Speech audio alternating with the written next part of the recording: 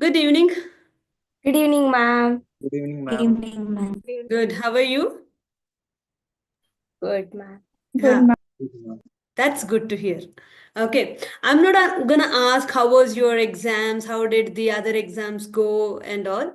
Let's not worry about that. Let's not even think of that. Let's just focus on the exam, that coming exam. That's it. Okay, one last exam you have to do, give your best, and I'm sure you will give your best. See, when I teach you, obviously, I may not have talked to each and every individual in the classroom, but overall, whoever has, um, active in the classroom, and there might be students who may not be very active in the classroom, but in the chat box, they used to give the answers and all. So I feel that after your R2C, uh, session, you are quite prepared. It's not that you weren't underprepared. You are quite prepared. Okay, do not doubt yourself now. Okay, there were few concepts like in macroeconomics, some parts, you still had you didn't, had that much of clarity, but I'm sure by now you would have got that. So wherever you found that, once the mock test has happened, wherever you found the, spaces where you felt that, it needs to be covered, hope you have covered that. And if you have done that, so from that session to this session, if you have bridged that gap, I think you all will do pretty well in the examination. Do not worry about it. Okay, so it's again MCQ paper, so there is a, that trick is different. So we have to concentrate that also.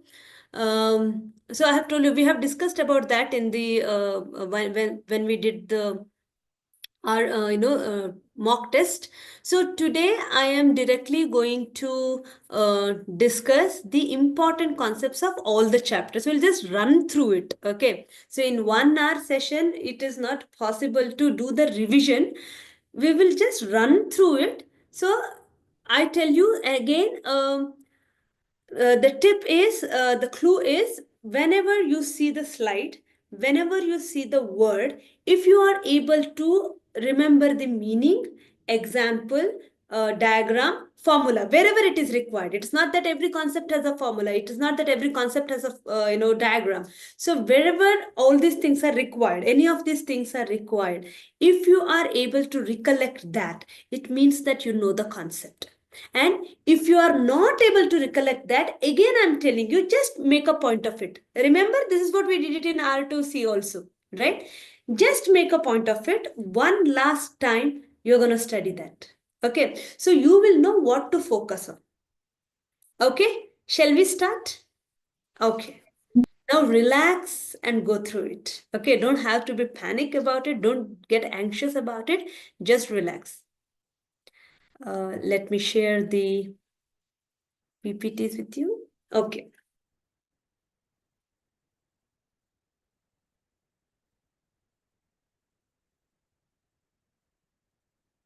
Nature and scope of business economics, around 5% in examination will come. See, and again, I tell you, there is no hard and harsh rule that exactly this percentage should come. So please do understand, on an average, okay, approximately.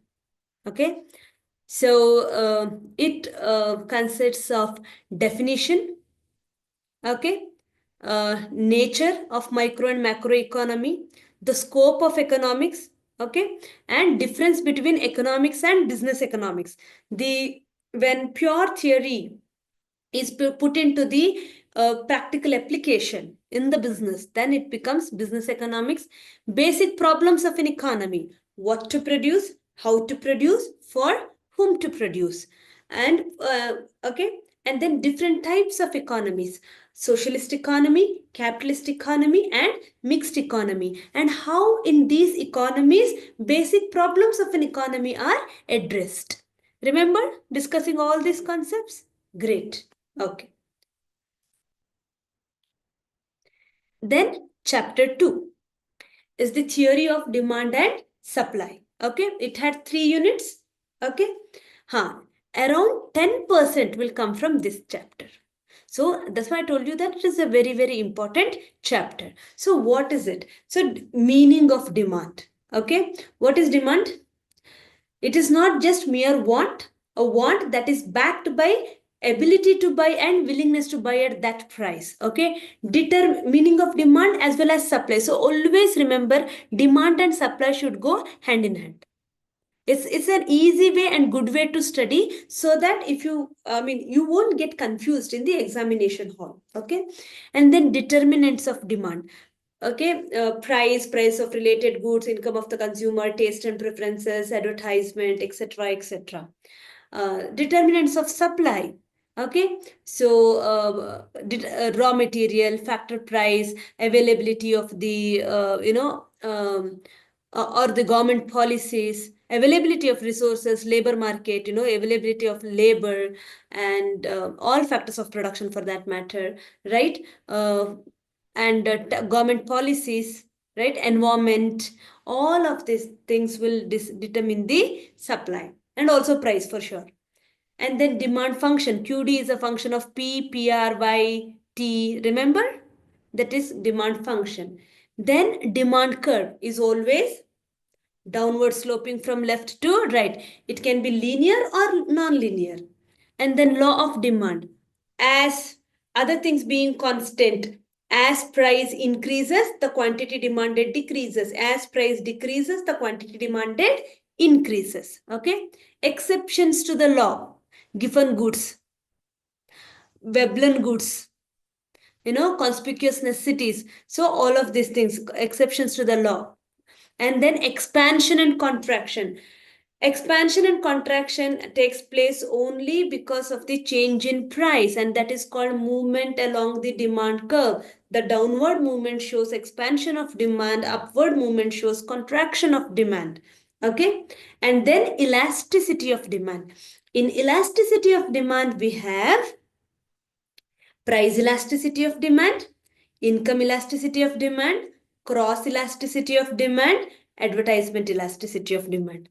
And price elasticity of demand, we have studied it in detail, right? In price elasticity of demand, we studied 5 types of price elasticity of demand, and then formula method, point elasticity method, arc elasticity, and total outlay method. Okay, income elasticity, all of things. I hope you remember the important thing. If income elasticity is negative, it means that inferior goods. Cross elasticity, positive is substitute goods, negative is complementary goods. Advertisement elasticity, so income elasticity can also be zero. So all of the types of income elasticity and price elasticity of demand. Remember all of these things? Any doubt in this? Clear with the concepts. And then the same thing for supply. Determinants of supply function, supply curve, which is upward sloping. As price increases, supply decreases. The law of supply, other things being constant, when price increases, supply increases. When price decreases, supply decreases, right? So therefore we have the upward sloping straight line. And then exceptions to the law, not many actually, that we didn't discuss. Expansion and contraction, yes, but here upward movement shows expansion of supply, downward movement shows contraction of supply. And then we also have shift in demand and shift in supply, which is not mentioned here. Shift in demand and shift in supply, which can happen because of any reason but not price, right? So price being constant, if there is a rightward shift, then it is increase. If there is a leftward shift, then it is a decrease. But diagrammatically, rightward shift in demand is upward, rightward shift in supply is downward. Leftward shift in demand is downward, leftward shift in supply is upward. Am I clear? And then we have elasticity of supply. 5 types of elasticity of supply we have discussed. And in the same chapter, we are continuing. Yes, we studied law of diminishing marginal utility, other things remaining constant. Okay, or as price increases. Okay, Okay, as consumption increases, the marginal, not as price increases, as consumption increases, the marginal utility derived from each successive unit goes on diminishing. Okay, when consumer consumes a commodity without any time gap. And then consumer surplus, difference between expected price and actual price. Indifference curves and map. The set of indifference curves are called indifference map. Indifference curve which slopes downward from left to right and which is always convex to the origin. Remember? Yeah. So this is indifference curves, and in indifference curves, we have different properties of indifference curves. Like indifference curve slopes downward from left to right. Indifference curve cannot touch either of the axes. Two indifference curves cannot intersect. Right? Indifference curve is always convex to the origin. Right? All these properties you need to know. And then marginal rate of substitution, the rate at which one commodity is exchanged for another commodity. And budget line, which talks about the purchasing power of the consumer. It is the locus of combination of all the points, which is equal to the money income of the consumer. The goods within the budget line is affordable. Goods on the budget line is also affordable, but which will be equal to the income of the consumer. But goods above the budget line, okay, goods above the budget line is unaffordable to the consumer. Correct? Great. And then comes consumer equilibrium, where the indifference curve is tangent to one of the budget line. Okay, the point at which an indifference curve is tangent to the budget line, that point would be called consumer's equilibrium. Remember, point A is considered as consumer's equilibrium. The diagram, are you able to visualize the diagram? Great. Then movement and shifts in supply curve. Just now I explained elasticity of supply, equilibrium price, where demand and supply forces intersect, market equilibrium, and social efficiency.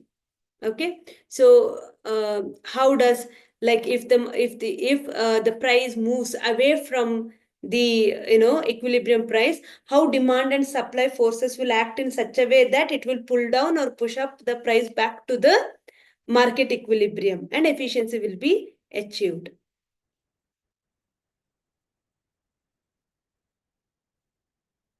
This we have already discussed. This is about the second unit.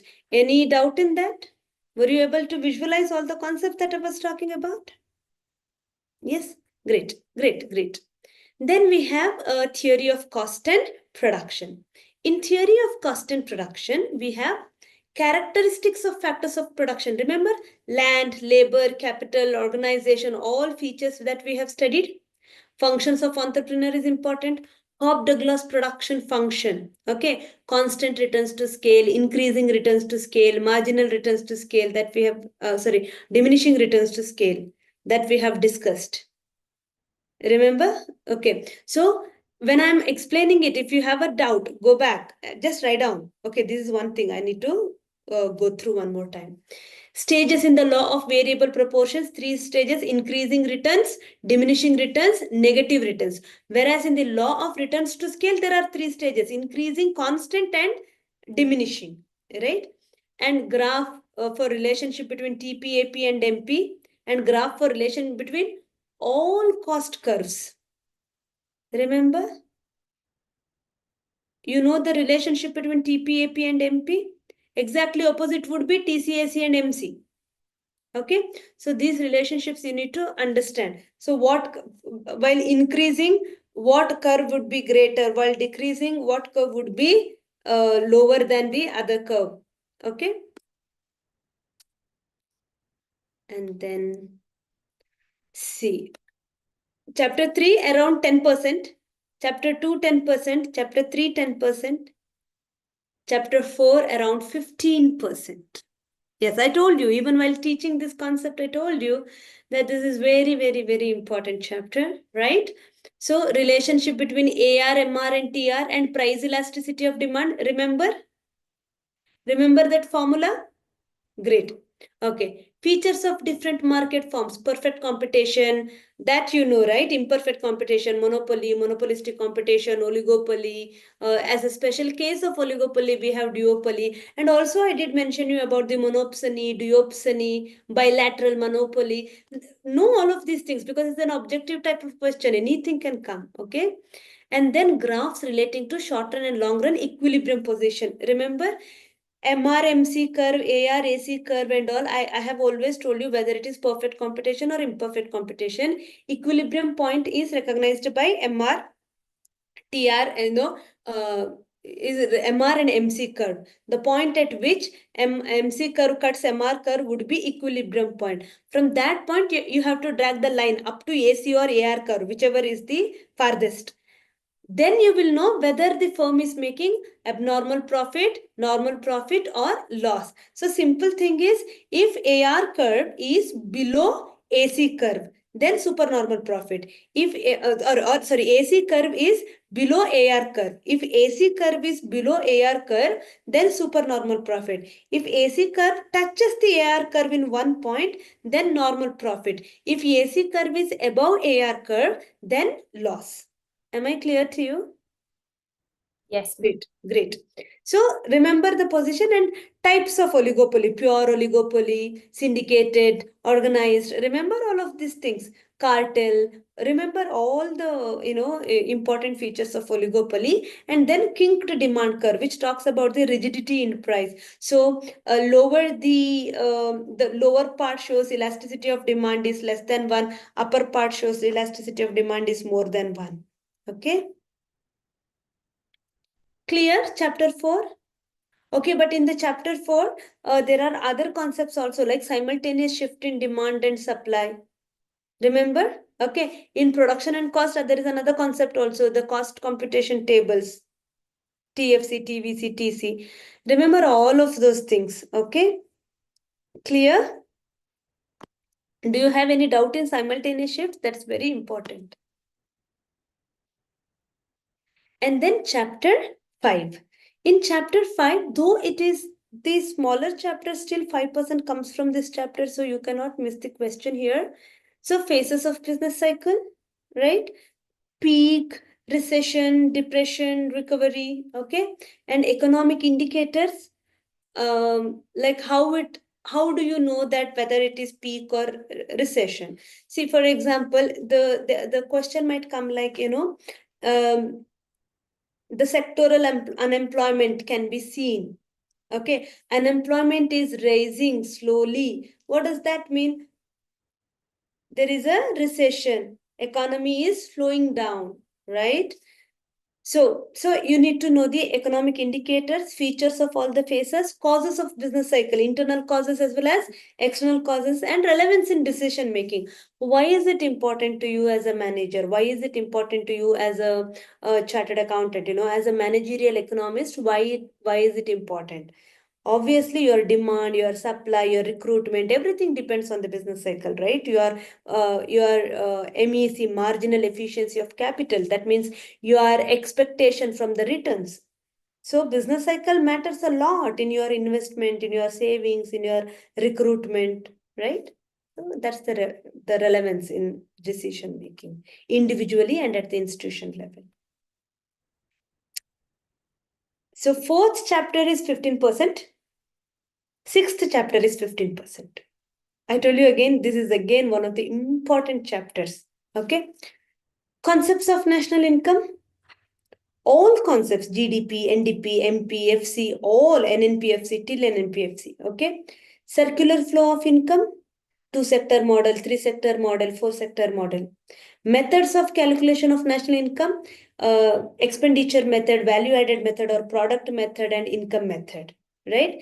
GDP and welfare, how GDP cannot be considered as the only indicator of welfare. What is the limitations of GDP to consider it as an indicator of one of the indicators, okay, but not the only indicator of welfare. And limitations of computation of national income. So this again, determination of income in two sector model, three sector model, and four sector model. Aggregate demand function AD is equal to C bar plus I bar plus CY, right? Or A plus B plus CY. You have studied that, right? Remember, A stands for autonomous consumption and investment, right? Okay, so aggregate demand function, the consumption function, C is equal to C bar plus CY, where C bar is a constant consumption, CY is induced consumption.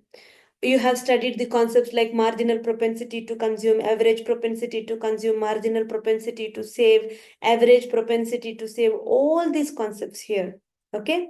And then deflationary and inflationary gap. Okay. If your aggregate supply is more than the aggregate demand, then deflationary gap. If aggregate demand is more than the aggregate supply, then inflationary gap. Remember, and you should also be able to identify the gap in the graph, because they may give you graph and ask you to graphically identify which part is the inflationary gap, which part is the deflationary gap. You should be able to say that. And then investment multiplier K, right?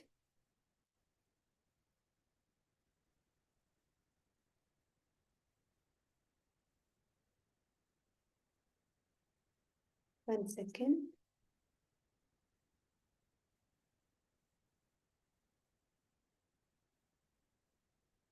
One second, one second. I'm not able to.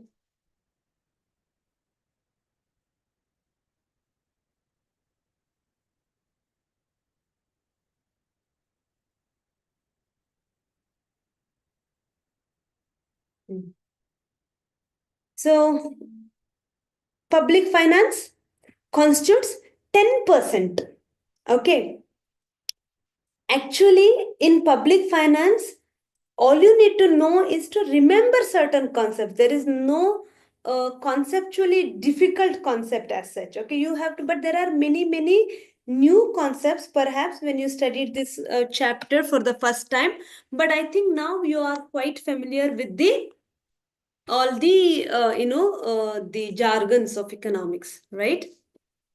Sorry. Three functions of government given by Musgrave. What are they? Allocative function, distribution function. Remember? Yes, ma'am. Yeah. Market failure and its reasons. The moment I say market failure, everything comes. Moral hazard, adverse selection, okay, externalities, all of these things. Okay. So all these are market failure and its reasons. Government intervention in reducing the market failure, that in the slide itself, in the PPT through which I have taught you these topics, in that PPT itself you have what are see what is the market failure, what how is it resolved. Remember how externalities are resolved, how moral hazard is resolved. Okay, all of these things. And then process of budget making, three stages. And then budget concepts like revenue account, capital account, revenue expenditure, revenue receipts, revenue expenditure, tax revenue, non-tax revenue, plan expenditure, non-plan expenditure. Even in the capital account we have capital uh, receipts, capital expenditure. Remember, capital expenditure, capital receipts are receipts in the short run, but in the long run it is always creates a liability, whereas capital expenditure creates the asset in the long run, only liability in the short run. So in the capital receipts there are debt receipts and non-debt receipts. Remember all of these things. And government accounts, the same thing. And then objectives of fiscal policy, types of fiscal policy, instruments of fiscal policy like public expenditure, public debt, and public revenue. And then limitations of fiscal policy, crowding out, how if government involves too much in the economic activities, how it pushes the the public sector, sorry, private sector out of the game. So that is crowding out effect. So I hope you remember all of these things, and you need to know all these new jargons, new concepts and all. So this is about the public finance. Clear?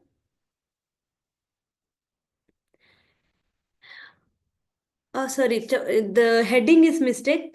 Chapter 8 is not public finance. Chapter 8 is money and banking. Okay, money and banking.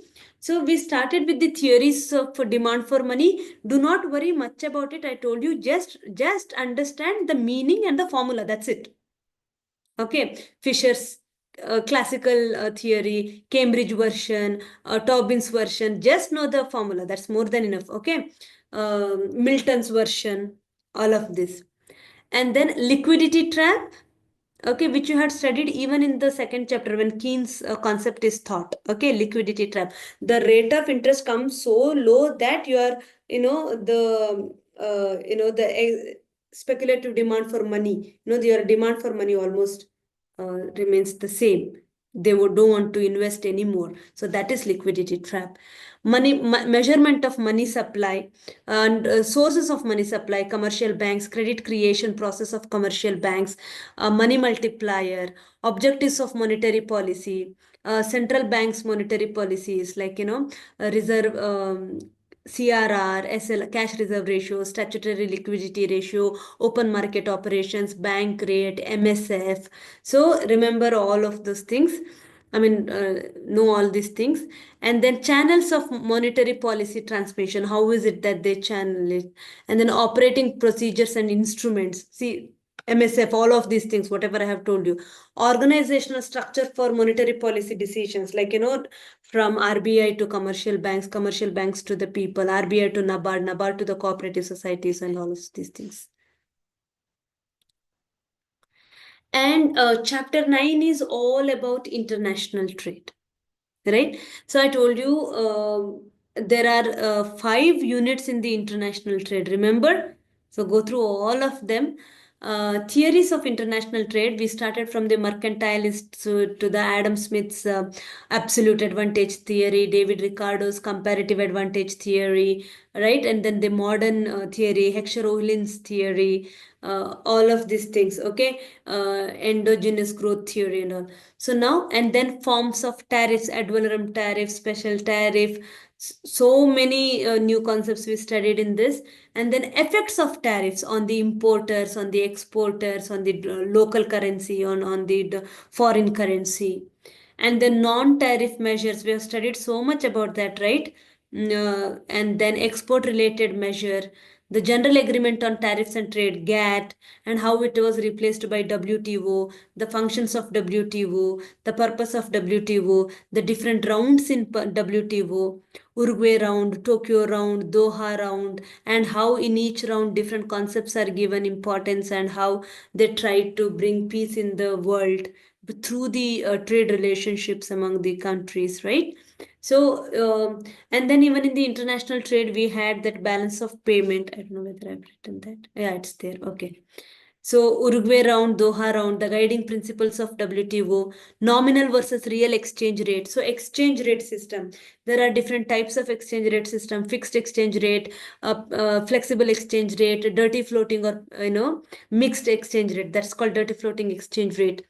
So devaluation and revaluation, depreciation and appreciation. Devaluation and revaluation happens in the fixed exchange rate, where it's a government's intentional policy which either reduces the value of the domestic currency, which is called devaluation, and if it increases the value of the domestic currency, then it is called revaluation.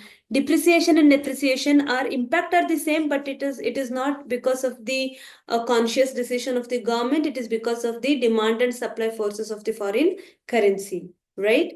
So that is what how and diagrammatically, how does it look like? Are you able to understand? That you need to focus on.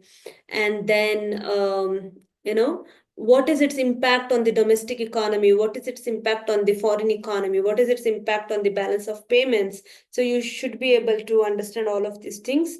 And then types of foreign capital, impact of exchange rate fluctuations on domestic economy, types of foreign capital like FDI, FPI, FII, and difference between them, uh, reasons, modes, and benefits and problems of FDI, and overseas direct investment by Indian companies, how the things are. And then also in the ninth chapter, diagrammatically also know how, when demand for dollar increases, then in what direction it will move. So if you know the demand and supply forces concepts really well in the microeconomics, you can apply the same logic to the balance of payment concept in international trade in the ninth chapter. Are you able to understand? Clear with the concepts? Okay. Okay, great. And the last chapter is Indian economy. Give me a second. I just have to sip water. Thank you. Indian economy. So pre-independence period 1850 to 1947, Indian economy post-independence 1947 to 1991, the era of reforms, different types of reforms. Okay, the economic reforms of 1991, fiscal reforms, monetary reforms, financial reforms, capital market reforms. So remember that MRTP Act getting changed and new trade policy coming in, Narsimham Committee in the banking sector. Okay, and then financial commission. Okay, so all of these things and trade policy reforms, Niti Aayog, key initiatives of Niti Aayog, how fire plan got replaced by Niti Aayog, and then the current state of Indian economy, the primary sector, secondary sector, and tertiary sector. Okay, so all of these things you need to remember. Okay. Now, these are some formula to remember. Okay. There are many in this chapter, but some basic. Okay. Just go through this.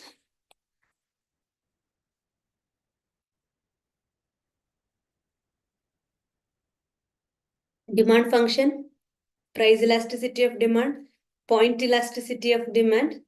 Anyway, point elasticity, I taught you in a different way. Point elasticity is lower segment divided by upper segment. That is enough. This is another way. That is also arc elasticity,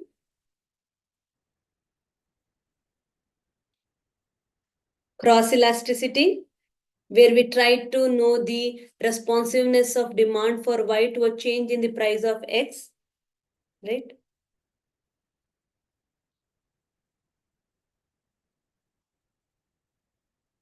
Advertisement elasticity, total utility summation of mu, TUN minus TUN minus 1.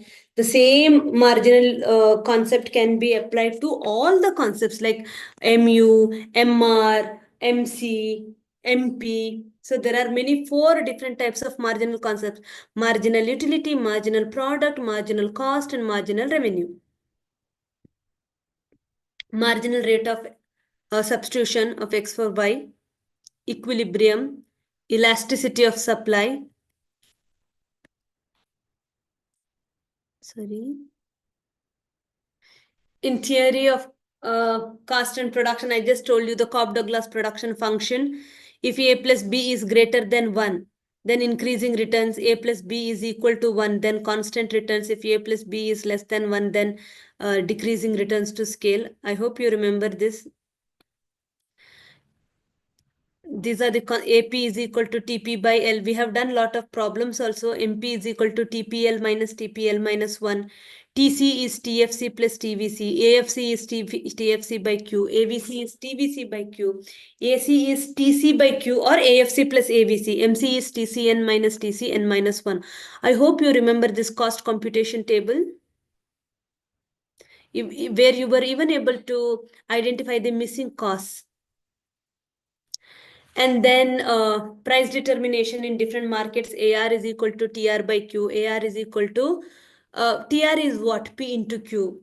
And then MR is equal to TRN minus TRN minus 1. This is the relationship between MR, AR and price elasticity of demand. MR is equal to AR into E minus 1 divided by E. That is elasticity of demand. So if E is equal to 1, then MR is 0. If E is greater than 1, MR is greater than 1, or MR is positive. If E is less than 1, MR is negative. I hope you remember this. This is under perfect competitive market. First one shows the supernormal profit, second one shows the normal profit, and the third one shows the loss. Look at the ATC curve. The position of the ATC curve helps you to decide the the level of profit or the loss. Whereas MR and MC curve only talks about the equilibrium. Remember? Oh, sorry.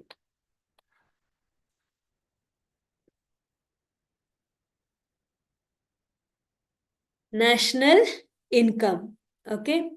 GDP deflator, nominal GDP divided by real GDP into 100, inflation rate in year 2, GDP deflator in year 2 minus GDP deflator in year 1 divided by GDP deflator in year 1 into 100, NDPMP, GDPMP minus depreciation, GNPMP, GDPMP plus NFIA. So I hope you remember that basic concepts we have discussed. From if you have to arrive at net, deduct depreciation from gross. If you have to arrive at national from domestic, add NFIA to domestic. Remember all of those tricks that I have taught you? Yeah, that's very important. Market price, factor cost plus NIT, GDPFC, GDPMP minus indirect taxes plus subsidies. And sorry, NDPFC, GDPMP. See, all of this is GDPMP. So NDPFC is GDPMP minus depreciation, okay, minus NIT. Personal income, national income plus income received but not earned minus income earned but not received. We have discussed that. Do you remember what are the income received but not earned, but income earned but not received, like corporate tax, net interest payments made by households, undivided profits are income earned but not received, but transfer payments are income received but not earned. DI, disposable income, is equal to personal income minus personal income taxes minus non-tax payments. Private income, and then gross value added, GVA MP.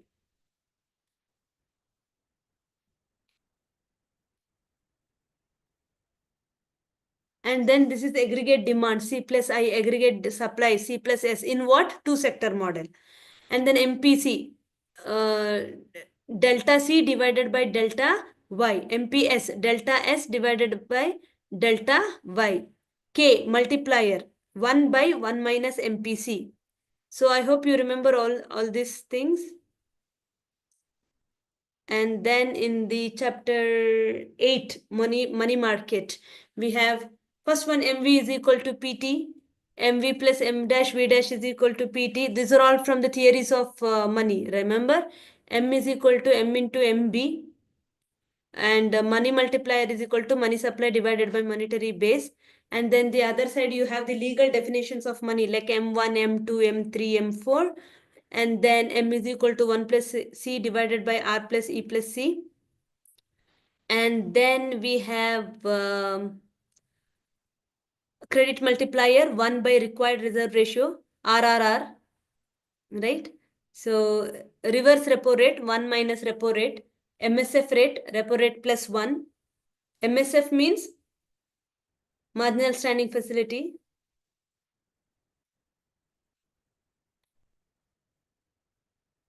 Yeah. Yeah, may success be with you always. All the best. This is about the quick revision of the chapters. So now you tell me, when I was going through all these concepts, were you able to visualize? Good, great. It means that you're going to do well. Do not worry about it. If there are few concepts in which you might need little more attention, or little more brushing up, then you just do it. Okay, you still have time to brush up. You have time. You may not be able to, or if you have doubt only in one concept, then you still have time to read, understand, and write also. Okay, so if only one concept, if there are some 2 3 concepts, just brush it up, you will be able to understand. Okay, now let's come to the reality. Okay, what's the reality? This is what I always felt before the examination, even to this day. Okay, if I have to give a talk, if I have to if I have to write an exam, if I have to write a paper, if I have to present my paper in a conference, whatever it is, or even if I have to come and take the classes, which we take it for granted many times, but I cannot take it. Okay, for everything, the performance depends on preparation. Have a realistic goal. How much you have prepared for economics, accordingly you will perform. Okay. With luck, plus 5 marks extra. Without luck, minus 5 marks. That's it. It cannot completely make a passing student fail, failing student pass. Okay, that's very difficult. I mean, it might happen one or two cases. I won't say that because I don't know that much of life. But this is what, in my experience, luck is also with the person who tries hard. That's what people say, no? Okay, so have a realistic goal, but have a smart move. Okay, you might have worked hard, but if you do not work smart, then scoring marks is not that easy. Because in especially in multiple choice questions, it is not just about working hard. It is also about working smart, understanding the question properly, and opting for the right option. That's very important. Because I don't have much time, so I'm not asking you to talk about your anxiety and all. At a general level, I am talking. If there are butterflies in your stomach, if you are feeling anxious, you know, if you if you are uh, if you are little nervous, it is bound to happen because you are trying. You have put in months together of effort. When other people were watching cricket, other people went to Kadlekai Parishi and enjoyed their mela. When other people were attending the weddings and housewarming ceremonies, you people stayed back, attended all the online classes, studied for the exam, studied all the subjects, look into the old question papers, also were working on your regular courses that you have taken up in the college. So you have really, really, really worked hard. So there is no way you can be very relaxed about it. There will be an amount of anxiety. There will be an amount of butterfly. This kind of how will it turn up to you? Your expectations will be set because you have worked hard. Okay, so a certain amount of this is okay as long as it does not come in the way of your performance. Okay, if it is spoiling your performance, then you have to work on it. But if it is not going to spoil your performance, it's only going to keep you your level of anxiety a little higher level to just push you to do better. Keep it up then. Do not let that butterfly fly away. Do not let that anxious go away. Let it be. Be with it just for a day. Okay, that will help you to be on your toes and give your best. But remember, if at all it is taking away your confidence, if at all it is taking away your sleep, your health, your ability to perform better, then shut it down. Say that you don't know who am I. I have put in a lot of effort. Let me write what I know. You shut up. Okay. Otherwise, let it be. And in the examination hall, when you enter, do not just take the paper and read all the questions. Don't do that. Just don't do that. Go for a minute. Just relax. Once the question paper is given, still you don't open it up. Close it. If you believe in God, think of him or her or any god. Or if you believe in your parents, like if you think that they are going to give you the confidence, think of them. Okay, if you believe in yourself, think of your mind, brain. If you believe in nature, think of that. Think of anything magnanimous. It could be it could be God, it could be parents, it could be your own heart, it could be your teacher, it could be your friend, it could be ocean, it could be a sky, it could be anything. But think of magnanimous thing, big thing, and surrender yourself and say, okay, so many big things are with me. Okay, this is anyway tiny exam, small, simple exam. I'm gonna rock it. Okay, with that humbleness, but with that confidence. Open it. First question you see, you know the answer. Be happy about it. First question you see, you don't know the answer. It's just the first question. You still have 99 more. Let that question paper, let that silence of the classroom, let that overconfident people in front of you or behind you, next to you, not discourage you. Okay, believe in yourself, believe in your effort.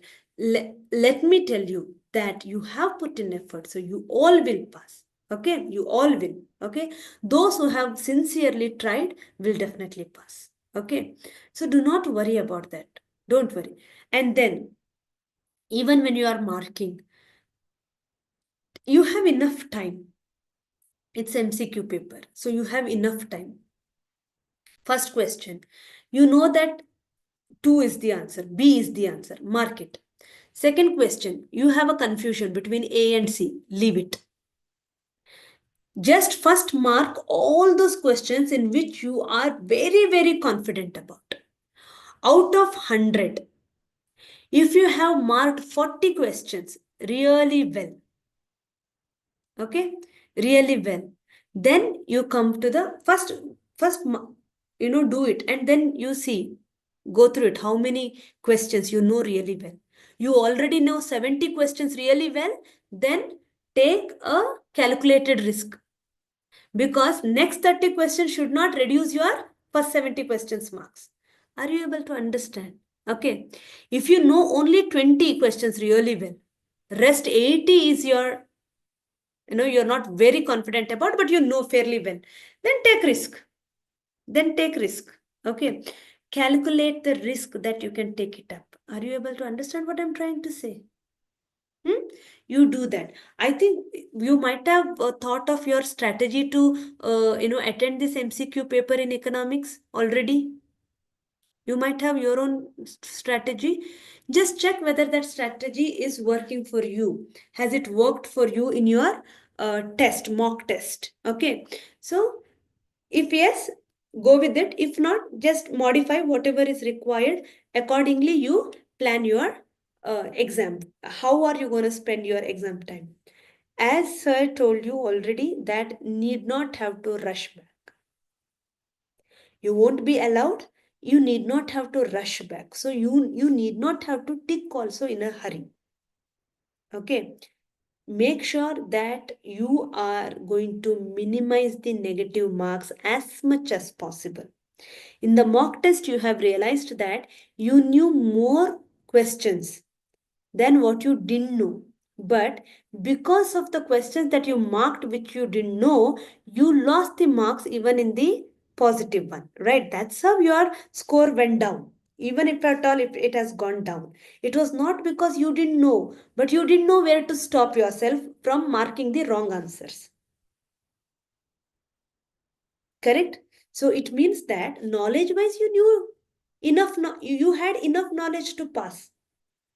Smartness didn't work there in the mock test, which by now you should have developed. Okay, so now remember where to stop, so that you will minimize your negative marks, so that whatever you know, whatever positive marks you have got, you will carry forward. Okay, so that you will get the full marks, good marks. Passing is important. After passing, scoring good marks is important. Everything is important. So every 1 mark matters now. Every one wrong question may also become really, heavy on your results. Okay, remember that. I'm telling this not to scare you. I'm telling this only to make you be responsible in the examination hall. That's it. Okay, be responsible in the examination hall. And for today, I just wish that um, listen to a music, read 2 3 good quotes, think very good of yourself. Okay, do not doubt yourself a bit. Okay, go to the exam, write and rock. Okay, with CA, without CA, by passing foundation or not passing foundation this year, that does not change a good in you. That does not change genuine person in you. That does not change my 6 months of innate, the real happiness of teaching concepts to you. That won't change anything, anytime. Okay, you're beautiful inside and out. I don't know how many know your struggle. I don't know how many respect your struggle. I don't know how many do understand what is it that you sacrifice to come till here. Forget about the writing the exam and passing the exam and all of those things. At least, daring to dream and trying to, bring that dream into reality itself is an act of courage. Okay. I congratulate you for that first. You took that step. Okay. So this is the first congratulations that I'm doing.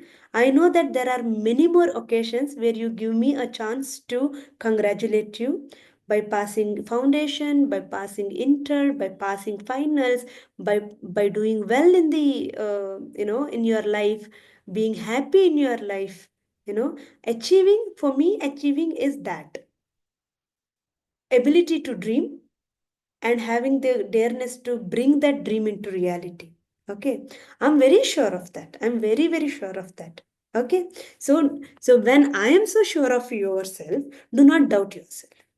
Just go, relax, right? Completely relaxing is impossible, that I know, but accept that part also. But just don't be too anxious. Yes, Suprajna. No, ma'am, by mistake. Okay. I mean, yeah, thanks, Suprajna, for raising the hand, because otherwise this class would be incomplete. Every class, Suprajna without raising a hand, that is not my class at all. So thank you so much. From the first day to the last day, being Ma'am, what you are. Being what you are. That's wonderful thing. Okay. Okay, now quickly, anything you want me to say, or is there any doubt which you want me to address? Nothing? Okay. mhm. There are so many beautiful songs out there. Listen to one YouTube song, one song in YouTube or Spotify, and read one or two pages of book which is not economics. Okay, some book, and talk to your closest friend, and give a hug to your mom, dad, sibling, whoever is next to you. Just go to sleep. Sleep well. Even in the dreams, think of passing the exam. Don't think of writing the exam. That should not be your dream. Dream is passing the exam and getting the congratulations from everybody. Okay, dream that. Dream that. I'm telling you. Think that and sleep. Think that and sleep. Okay, then go and write the exam. Okay, yes, Yes, all ma'am. will do well. You all will do well. Okay, good luck. All the very best. See you in the that achievement session. And honestly, I have always enjoyed teaching in CAPS, and especially in your group also, to your batch too. Like I don't lie. It's not just your batch, every batch. Okay, and your batch is also equally that special to me. So I always looked forward for your classes. I'm sure the interest with which you attended the classes and was the part of the sessions all the time. With that, I can definitely say that you all will do well in the examination. Economics won't be difficult for you for sure. Definitely not. Okay, all the very best. Take good care of yourself, sleep well. Love you all, love yourself a lot. Bye, take care. Bye. Bye. Bye. Thank, Good luck, good luck, good luck, good luck. Thank thank you, you, ma'am. ma'am. Bye, ma'am. Bye. Thank you, ma'am. Thank you, ma'am.